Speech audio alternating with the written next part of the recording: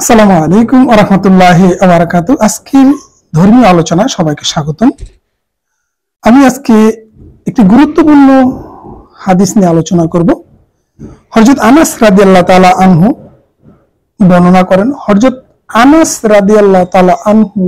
করেন রাসূল সাল্লাল্লাহু আলাইহি সাল্লাম বলেন, কিয়ামতের নিদর্শনগুলোর মধ্যে কয়েকটি হলো ইলম হ্রাস পাবে, মানে এলিম শক্তি হ্রাস পাবে, অজ্ঞতার প্রসার ঘটবে, ব্যভিচার ছড়িয়ে পড়বে, স্ত্রীলোকের প্রভাব বাড়বে, পুরুষের প্রভাব কমবে।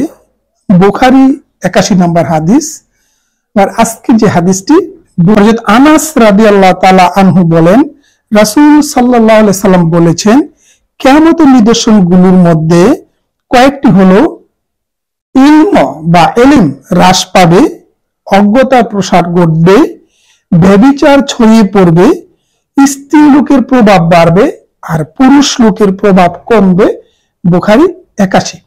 আসলে আজকের হাদিসটি খুবই গুরুত্বপূর্ণ। প্রত্যেকটা রাসূল সাল্লাল্লাহু আলাইহি সাল্লাম জবান থেকে যতগুলো বাণী প্রকাশ পেয়েছে এবং আমরা পড়তেছি হাদিস নামে, প্রত্যেকটা কথা মুক্তাতুল্য, অমূল্য সম্পদ।